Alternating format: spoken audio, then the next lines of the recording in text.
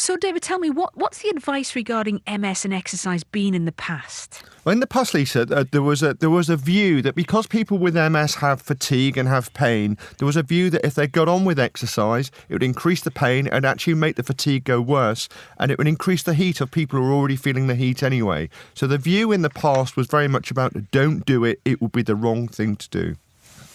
Right, OK, so what's changed now then? Well, what's changed, Lisa, is there's been some research that's come out of the States in particular, and that research started off by saying that people with MS are less physically active than non-disabled people, and they were probably spending twice as much time sitting as the general population. But what's been found is that they put some people through the rigours, so some of it was gentle exercise rather than marathons or doing long bike rides or anything like that. And what they found is that those people taking part in physical activity, it actually slows the progression of the disease of MS, and it actually improves fatigue, depression, mobility, and actually the quality of life. So in a way, it's much better than any of the drugs that people are taking for their multiple sclerosis.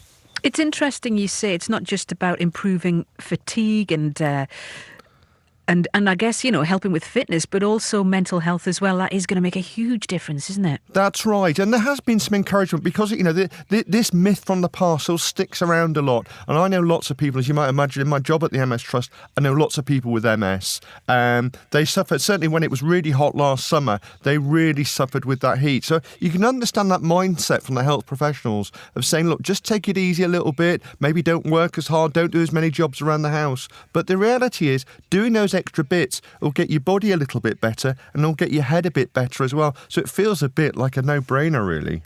Yeah. So, OK, what kind of exercise? You've mentioned doing bits and bobs around the house if you can. What else would be encouraged? Well, the big thing is that one size certainly doesn't fit all. So we do know people at the MS Trust. We know people with MS who are playing wheelchair basketball, horse riding, yoga, aqua aerobics. What we're saying is start off gently. So it might be doing a bit of walking. It might be getting off the bus a stop earlier and then walking to the shops or to work if you're going to work. It might be a few daily stretches. Quite a few people with MS need to use a wheelchair. What we're saying is, actually, if they can stretch their arms, stretch their legs, just getting the heart going a bit faster, that can make a real difference to their health and their well-being. And there's things like Pilates and dance as well. But what we're saying is, do the thing that you feel most comfortable with, rather than being stressed out and feel you've got to sign up for a marathon or sign on at the local gym. Yeah, don't feel pressured, because I guess is there still certain activities that should be avoided, David? Probably not, but what we're saying is, you say that there are people who do horse riding, they do wheelchair basketball. I did a bike ride last year from London to Amsterdam 4 days, and 10 of the people on that bike ride have got MS themselves. So the reality is that people with MS can do some of the stuff. The big thing to remember for people with MS is actually the attitude of no pain, no gain is actually wrong. Because actually, if you've got MS, you've got fatigue, you've got all those different issues with it. So what we're saying is if you push yourself too much and push yourself to exhaustion, it's going to take you much, much longer to recover. It could be days, it could indeed be weeks. So think about what your body is telling you. And if you're not sure, talk to your MS nurse, talk to your GP or your physio. If you're still not sure, give us a ring at the MS Trust and we'll give you a bit of guidance as well.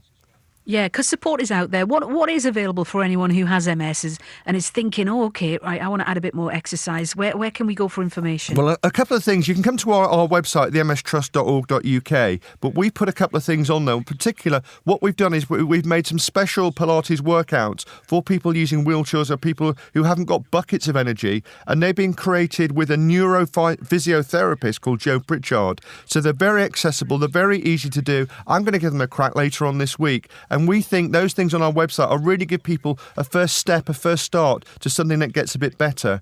We're also doing the dance along during MS Wellness Week itself. So what we're going to do is stream something on Facebook. So it's going to be an inclusive dance along on our Facebook page. And we're encouraging people to join, and whether it's from home or indeed work, and get some of their friends together at the same time. Sounds brilliant, David. Are you going to join in, Lisa?